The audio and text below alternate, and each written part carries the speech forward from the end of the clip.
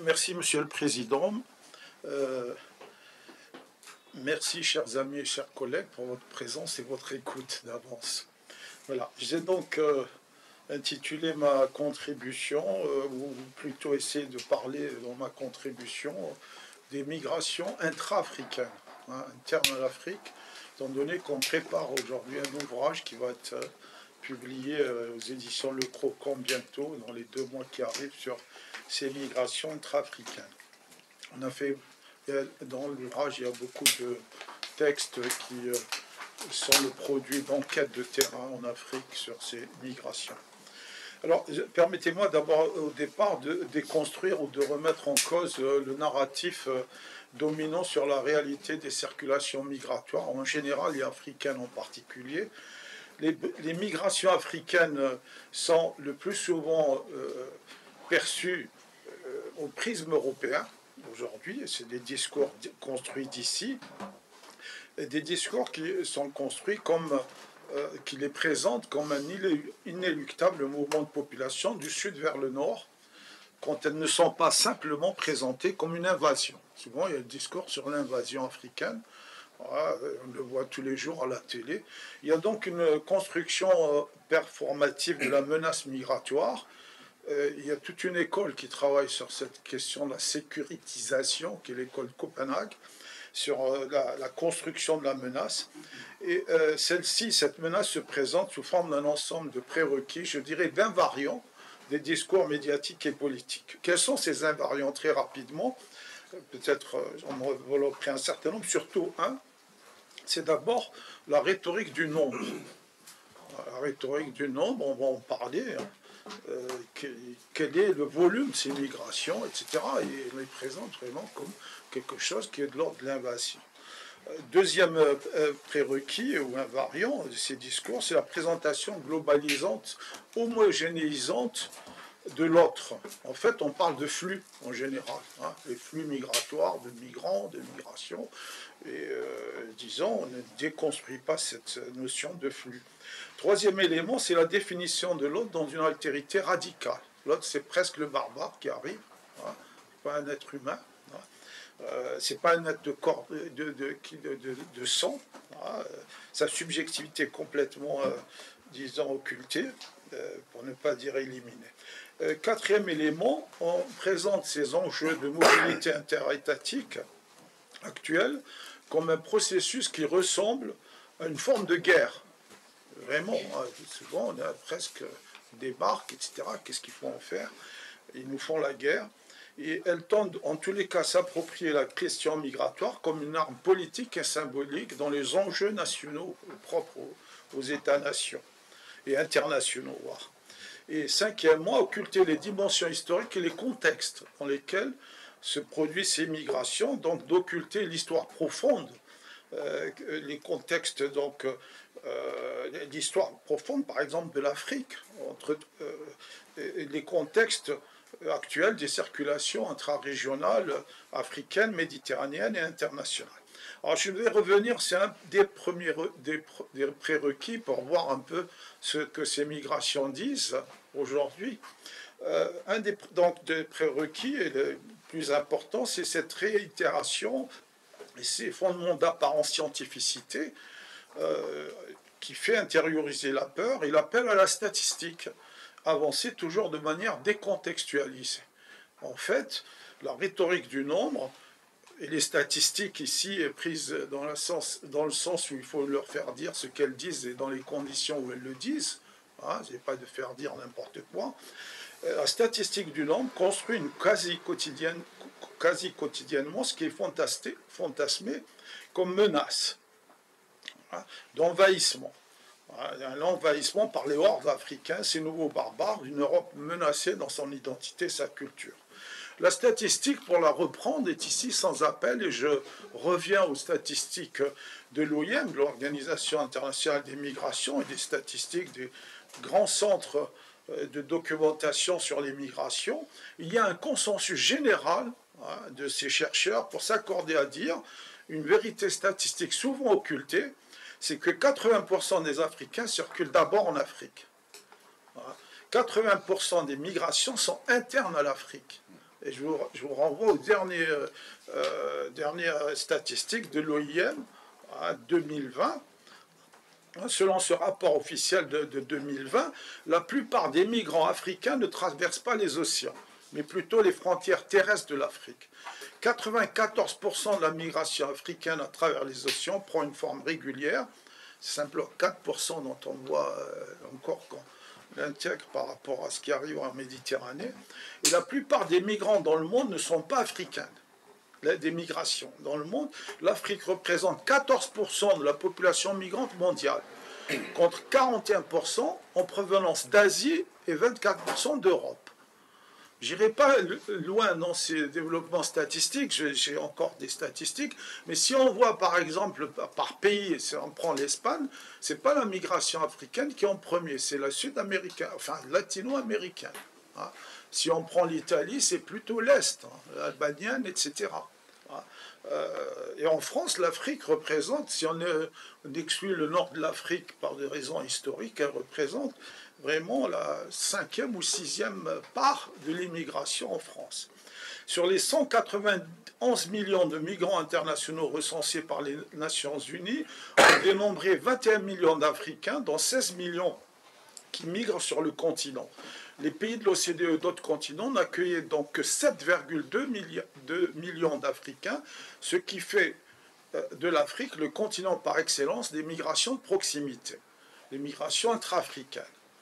En 2016, les Africains ne représentent que 10,4% des 121 millions de migrants répertoriés dans les pays développés. À titre de comparaison, et ça c'est très frappant, le nombre total de migrants venus du Mexique, pays classé en tête de la liste des pays d'origine devant l'Inde et la Chine, s'établissait pour le seul Mexique à 11,7 millions de migrants. C'est plus de 40% des migrants internationaux qui sont nés en Asie, Chine, Inde, Bangladesh et Pakistan. On peut également inférer de la croissance démographique du continent, ça a été dit tout à l'heure, ça a 250 millions à l'horizon 2060 du continent, une menace potentielle. En effet, les démographes, et ça a été dit par l'INED, n'observent aucun lien de causalité mécanique entre croissance démographique et taux de migration. Par contre, l'Afrique score, et plutôt du point de vue des réfugiés. En 2019, l'Afrique donc recense 7,3 millions de réfugiés, y compris donc les demandeurs d'asile, soit 25% de la population mondiale des réfugiés, qui, elle, est de 28,7 millions. Ce qui signifie qu'un migrant international sur 4 en Afrique est un réfugié, contre un migrant international sur 10 dans le monde. Voilà, donc on peut dire en conclusion sur ces statistiques, les Africains au sud du Sahara migrent peu, en dehors de leur continent. Une personne sur 100 née au sud du Sahara et âgée de moins 25 ans résidait dans un pays de l'OCDE. C'est 3 fois moins, selon les chercheurs, que pour la population née en Afrique du Nord et 13 fois moins que celle née en Amérique centrale. Donc l'Afrique, vraiment, elle a une part infime dans ses migrations vers l'Europe, vers les pays de l'OCDE. Il convient également de noter qu'un pourcentage élevé de personnes ayant l'intention de migrer, et là c'est un sondage rapporté par disons l'OIM, sondage Gallup, 40% des personnes ayant migré en 40%, sondage portant sur 40% des personnes ayant migré en 2015. Dans le cas donc de ce sondage, seuls 20% des répondants ont déclaré qu'ils aimeraient migrer en Europe. C'est-à-dire que donc la destination européenne n'est pas une destination privilégiée. Je passe sur les remarques de l'INED, du démographe François Héran, qui remarquait que les projections démographiques de l'ONU actualisées tous les 2 ans vont annoncer un peu plus d'un doublement de la population subsaharienne en 2050. Il n'existe pas, dit-il, de lien mécanique entre la croissance démographique et celle du taux d'immigration, et en plus, l'OCDE n'est pas une destination privilégiée des migrants africains. Alors, je ne reviens pas sur les différents, par exemple, tout à l'heure, je parlais du premier prérequis, du deuxième sur la présentation. On parle de flux migratoires, n'oublions les personnes. et leurs histoires, qui disons ça, s'inscrivent dans les corps, puisque c'est des corps qui migrent, hein, des souffrances qui se construisent à travers ces migrations. On occulte donc à travers la figure de l'immigré globalisé, hein, celle du réfugié, du demandeur d'asile, du mineur non accompagné, même si là on en parle maintenant, des femmes, on passe donc vers celle globale en mettant en avant un migrant précaire comme marquant l'avènement d'une altérité radicale. Donc, le tableau sur les migrations, si vous voulez, les statistiques. Les causes et les raisons des migrations. Là aussi, elles sont souvent occultées. Autre fausse perspective d'analyse et de prise en compte de ces migrations, on ne va jamais en effet au fond des causes et des raisons qui déterminent ces nouvelles migrations. Elles sont nombreuses et diverses. Il y a des causes contextuelles, factuelles et d'autres plus structurelles. Ce que nous invite l'étude des migrations intra-africaines, ce à quoi nous invite l'étude des migrations intra-africaines, est le saisissement constant par les Africains de leur histoire. L'entrecroisement entre des pratiques, des idées, des dynamiques internes et externes au continent, par les Africains pour former une entité, l'Afrique, certes sujet à discussion, et qui a pour centre l'origine, le continent africain, mais qui ne réduit pas ses dimensions, ses délimitations géographiques. On parlait tout à l'heure des diasporas, peut-être si j'ai le temps, j'en parlerai un petit peu. Parmi les causes, une des causes lointaines est l'absence de socialisation des frontières héritées du découpage colonial. Il existe en effet un continuum ethnodémographique un peu partout en Afrique qui transcende les frontières. Par exemple, les Touaregs couvrent plusieurs États postcoloniaux, Mali, Niger, Burkina, Algérie, Libye, Tunisie. Les Peuls, par exemple, sont disséminés sur toute la bande allant du Sénégal à la Damoua. Les populations sont ainsi connectées à des territoires et terroirs sociologiques transfrontaliers très anciens, à l'intérieur desquels elles ont construit divers réseaux d'appartenance et d'identification qui sont en recomposition complexe sous l'effet de rapports aussi bien internes qu'externes.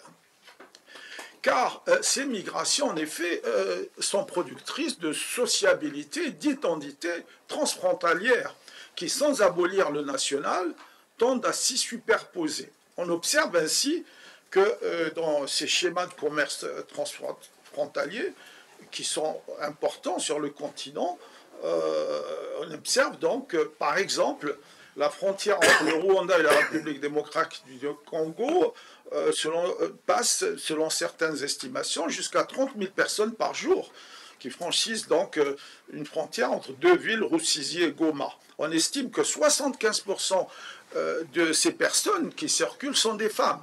La plupart sont des commerçantes itinérantes, etc. Et également de la République démocratique du Congo, la multiplication donc d'espaces de conflits sociopolitiques dans la sous-région, Sierra Leone, Guinée, Libéria, Côte d'Ivoire, Nigeria plus au nord, la Libye, l'Est, ont considérablement accru les déplacements de population, témoignent donc dans la violence.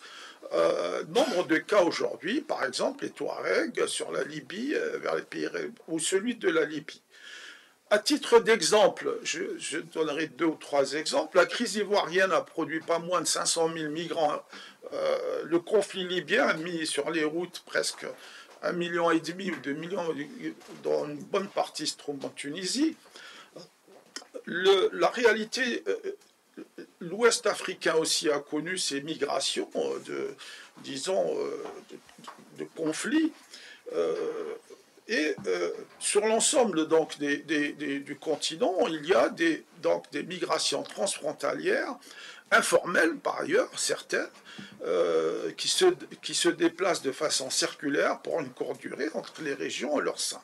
Des exemples, à la frontière entre l'Ouganda et la République démocratique du Congo, ce qui a été un lieu d'immigration intra-régionale, il se développe donc des circulations extrêmement fortes. On parle d'ailleurs de 200 000 passages de frontières en 2019 dans cette région. Un autre itinéraire de migration est la route sud de l'Afrique, de l'Est vers l'Afrique du Sud, la Zambie, le Malawi, le Mozambique, etc. Depuis donc les années 70, de nombreux travailleurs travaillent dans le secteur minier en Namibie, en Afrique du Sud, en République unie de Tanzanie, en Zambie, au Zimbabwe.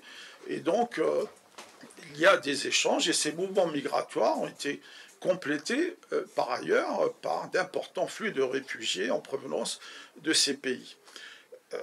Les données donc disent qu'il y a une forte circulation intra-africaine entre les pays et dans les régions. Par contre, on n'a pas de données sur les migrations irrégulières en Afrique de l'Ouest, central et austral, qui sont assez rares.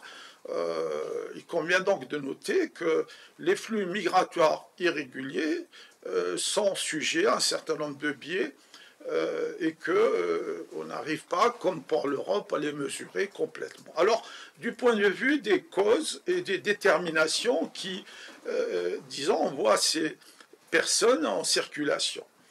Les déterminations les plus fortes relèvent des conditions socio-économiques et politiques dans leur dimension non pas simplement stricto sensu économique ou de gouvernance, mais aussi de nature sociopolitique et inséparablement écologique. Parce qu'il y a aujourd'hui des migrations, disons, environnementales.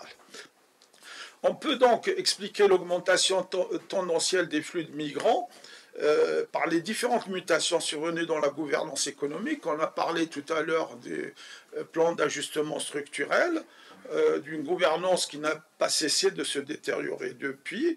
Ces transformations aggravaient la crise d'État délégitimée de classes politiques compradores, minées par la corruption, qui ont approfondi les phénomènes de rejet par de larges pans de la société. On peut aussi expliquer les migrations africaines par l'effet des dérégulations internationales.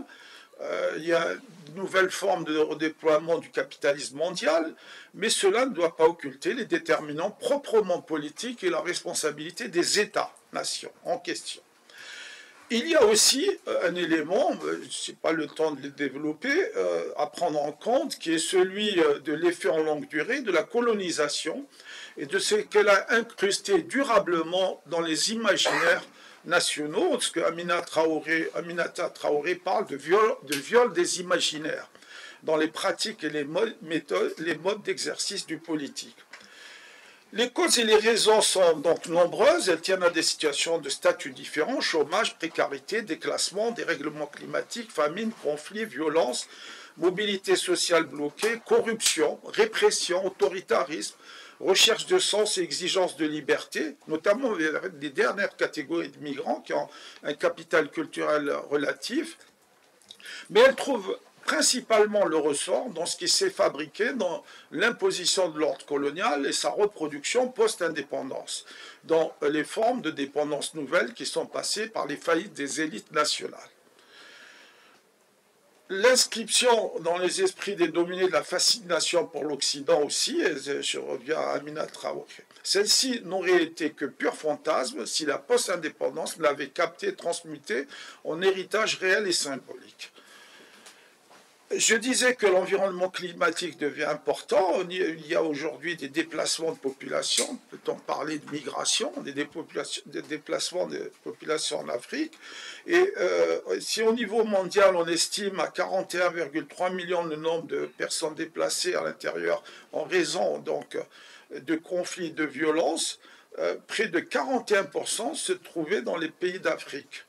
C'est là où, par rapport, disons, aux violences et aux conflits et, disons, la désertification, qu'on trouve donc un nombre important, un taux important de déplacés. La même année, les sécheresses et les inondations, les cyclones tropicaux sur le continent ont déplacé, sur une seule année, 2,6 millions de personnes supplémentaires en Afrique en 2019. Comment, troisième point, je vais aller vite, je crois que je suis, parce que je suis dans les débats. Hein, je suis dépassé. Alors, je résume. Comment est gérée cette question des migrations par les États? L'un des objectifs constitutifs de l'Union africaine est d'accélérer l'intégration politique et socio-économique du continent Malgré donc l'existence d'une myriade de mécanismes de dialogue et de coopération interétatique sur le continent, 8 sur les dernières années, il n'existe pas beaucoup de coopération active et continue entre les pays. Il y a bien ici ou là des agences ou d'organisations créées, des instituts, mais elles restent inefficientes. Il existe donc un gouffre entre les politiques de l'Union africaine et les pratiques de ses États membres sur les terrains. L'Union africaine est ici en échec. Il n'y a pas d'Erasmus, par exemple, je voulais développer. Il n'y a pas, disons, d'organisation des circulations catégorielles d'étudiants, d'universitaires, d'avocats, de journalistes, que sais-je. La migration, donc, la plus courante aujourd'hui en Afrique, c'est de la main-d'œuvre de base.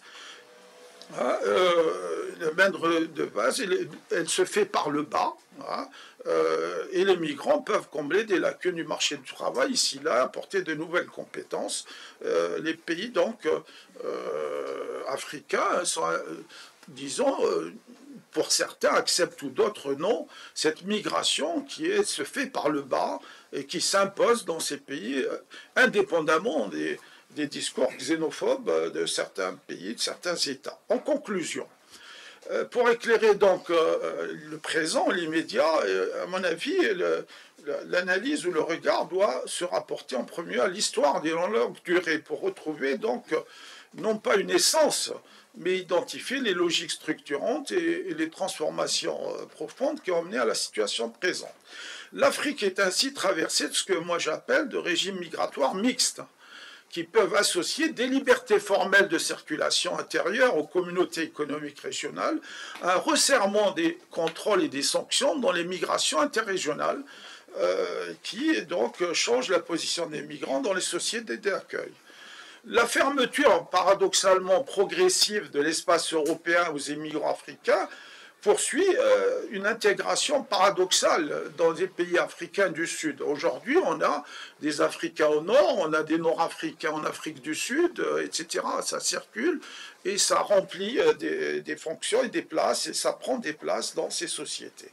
Ces migrations par le bas, ce qui est nouveau, à mon avis, qui peut effectivement être vu positivement, ces migrations par le bas mettent en avant que ce sont surtout les sociétés civiles africaines qui s'emparent de ça. Les luttes menées par les associations de refoulés dans les pays subsahariens, quand on refoule du Nord-Afrique vers le Sud, etc., les associations de défense des droits de l'homme en Afrique du Nord, ou encore les familles des migrants des villes et villages du continent, redéfinissent la mobilité intra-africaine dans des problématiques de la citoyenneté et de l'état de droit, à leur propre échelle locale, nationale, car les migrations sont productrices de sociabilité et d'identité transfrontalière, comme je l'ai dit, qui, sans abolir le national, tendent à s'y superposer. Ce à quoi nous invite l'étude des migrations intra-africaines, et le saisissement, l'appropriation, si vous voulez, constante par les Africains de leur histoire. L'entrecroisement entre des pratiques, des idées, des dynamiques internes et externes au continent par les Africains pour former une entité, certes sujet à discussion, c'est quoi l'Afrique aujourd'hui, se fait à l'entrecroisement, si vous voulez, de beaucoup de pratiques et d'idées, l'Afrique qui pourrait construire l'Afrique nouvelle, mais qui ne se réduit pas à ses seules dimensions géographiques, puisqu'on y a introduit aussi les diasporas, et ça a été dit. Merci beaucoup, merci bien.